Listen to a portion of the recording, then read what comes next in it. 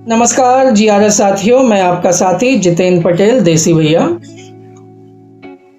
साथियों, बहुत दिनों के बाद आप सभी के बीच इस वीडियो के माध्यम से आ रहा हूं और मैं ज़्यादा कुछ नहीं, बस यही कहना चाहूँगा। देखिए, अभी हमारा संयुक्त मोर्चा एकजुटता के साथ आगे बढ़ रहा है, काम कर ही रहा है। अभी माननीय मंत्री जी, जो हमारे विभागीय मंत्री माननीय श्री प्रहलाद पटेल जी, उनकी माता जी का देवलोक गमन हुआ, तो उसके चलते अभी 10-15 दिन से कोई भी प्रक्रिया जो मीटिंग वगैरह और होनी थी वो नहीं हो पाई हैं। आगे हमारे संयुक्त मोर्चा के सभी जो हमारे प्रदेश अध्यक्षगण हैं, उन्होंने अपने सुविधा अनुसार माननीय मंत्री जी से भेंट कर उनको अपनी संवेदनाएं व्यक्त की हैं और माननीय मंत्री जी की माता जी के इस दुखद निधन पर अपनी शोक संवेदनाएं 23,000 ग्राम रोजगार सहायकों की तरफ से पत्र के माध्यम से भी व्यक्त की हैं। और निश्चित तौर पर थोड़ा सा संयम रखिएगा, सफलता मिलेगी। बस एक चीज़ और मैं ये कहना चाहूँगा, देखिए, हम हमारे समस्त जीआरएस साथियों से कि मैं ग्रुपों में देखता हूँ या कई लोग जो फ़ोन करते हैं, मैसेज करते हैं, पूछते हैं भैया क्या हुआ, कैसा, ये होना चाहिए, वो होना चाहिए। तो देखिए, जो त्वरित चीज़ें होती हैं, जो जो वर्तमान में चल रही, जैसे अभी हम वेतन का ही ले लें। वेतन बहुत बड़ा मुद्दा है, हमें हर महीने मिलना चाहिए, लेकिन टेक्निकल कारणों से वो नहीं मिल रहा है। उसका कारण आप सभी जानते हैं, टेक्निकल कारण क्या है। कुछ जगह जो पंचायत राज संचालनालय से जो राशि आनी थी पहुंच गई है, वो और भी जगह पहुंच जाएगी। ये जनपद स्तर से आपको अप्रोच करनी पड़ेगी इसमें, ठीक है ना। आदेश ऊपर से आ ही गया है, प्रदेश स्तर हमारे जिला और ब्लॉकों के लोगों की जिम्मेदारी है कि वो पीछे लग के आगे वेतन को बढ़ाएं। लेकिन हमारे, मैं ये कहना चाहूँ, हमारे बहुत सारे साथी इसी में पीछे पड़ गए। वेतन आ रहा तो दिक्कत, नहीं आ रहा तो दिक्कत। कोई का कहना 9,000 हो गए हैं, कोई का कहना है कि नहीं 2 अलग अलग किस्तों में आ रहा है, किसी का कहना 36,000 एक बार में आना चाहिए, तो किसी का कहना 54,000 एक बार में 3 महीने हो गए। ये देखिए, जो ये प्रोसेस तो अपने हिसाब से चलेगी और ये कोई वेतन हमारा लेट ज़रूर होगा लेकिन रुकेगा नहीं, तो हो ही जाएगा। कई बार फिर ये आ जाती हैं पुरानी बातें, नई बातें कई लोग ग्रुपों में करने लगते हैं, फिर संगठनों की बातें करने लगते हैं। और मैं आम जीआरएस में देखता हूँ कि 2, 4, 10 जो लोग हैं, जैसा वो घुमाते वो उसी उसमें।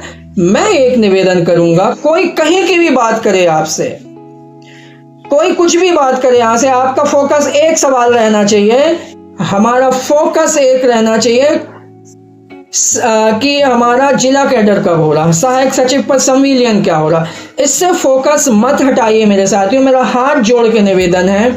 आप यहाँ निचले स्तर से जब ऐसी बातें होने लगती तो हमारा जो प्रदेश संगठन है वो भी उसी हिसाब से फिर एक्ट, क्योंकि भाई वो तो आपका संगठन है ना, वो तो आपकी आवाज़ सुनने को हमेशा तैयार। तो जैसा आप कहते सैलरी, तो हमारा संगठन सैलरी को लेकर पीछे लग जाता।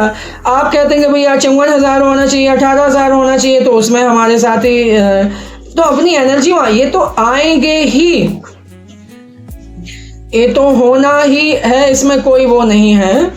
लेकिन हमारा फोकस, हमें हमेशा ये कहना है कि हमारे बहुत से साथी संबल देते भी हमारे प्रदेश अध्यक्षों को कि भाई आप जाइए और आप तो जिला कैडर की लड़ाई लड़िए, तन मन धन से हम आपके साथ हैं। और मुझे पूरा यकीन है कि ऐसा बहुत जल्द होगा। और अगर ऐसा नहीं होता है तो मैं एक चीज़ और कहना चाहूँगा कि 1857 की मुझे वो क्रांति याद आती है। और 1857 की क्रांति अगर उस समय एकजुट एक समय हो गई होती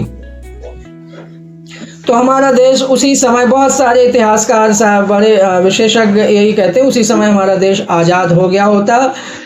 हमारे राजीव दीक्षित जी ने भी कहा कि उसी समय अंग्रेज विहीन हमारे धरती हो गई थी, लेकिन हमें आज़ादी 90 साल के बाद मिली है। कहने का मेरा ये तात्पर्य है कि हम बातचीत करके हम आज़ादी, मतलब अपने हक अधिकार तो ले ही लेंगे, लेकिन उसमें कितनी देर लगेगी हम नहीं कह सकते। लेकिन अगर आपने एक बार ठान लिया मैदान में आने की तैयारी कीजिए साथियों। अगर अभी जो घटनाक्रम हो रहा अच्छी बात नहीं है तो आप अपना माइंड सेट अभी से बनाइए। मैं फिर कह रहा हूं 100 दिन का 100 डेज का एजेंडा आप बना के चलिए। 100 दिन आपको मैदान में रहना पड़ेगा। 100 दिन में मैदान में रहने की माइंडसेट अभी से बनाइए। मैं उसी माइंडसेट को बनाने में लगा हूं। मैं इस प्रवृत्ति का आदमी नहीं कि हाथ पे हाथ धर के बैठा रहूंगा कि जब ये बात चले, जो समिति बनी है हमारे संयुक्त मोर्चे के नेतृत्व में, वो काम चल ही रहा है, वो संवाद कर ही रहे हैं, तो लेकिन मैं इस माइंडसेट का व्यक्ति हूँ कि वो संवाद तो चलते रहना चाहिए, लेकिन साथ में हमारा दूसरा प्लान बी भी तैयार रहना चाहिए। तो मैं यही निवेदन करूंगा कि आप लोग 100 डेज की योजना पे काम करिए। 100 डेज अपने आप को फ्री रखने का। और जिले से अभी हाल फिलहाल अगर कोई ऐसे 2 लोग आपको जो रहते हैं, हमारे हर जिले में ऐसे 2 नहीं 20 होंगे, लेकिन 2 लोगों को आप तैयार करके रखिए जो अपना जीआरएस के हित में, अपने जिले के जीआरएसओं के हितों के लिए सब कुछ निछावर करने को तैयार हो। और ऐसे साथियों की सूची बनाते रहिए। और अगर ऐसा कोई साथी जैसे लगता कि नहीं, हम बातों से नहीं, रियलिटी में उसका टेस्ट भी ले लिया जाएगा, तो ऐसे लोग भी संपर्क में रहें, लगातार हमारे संपर्क में रहें। आगे हम योजना बना के काम करेंगे। चलिए, जय हिंद, जय भारत, धन्यवाद।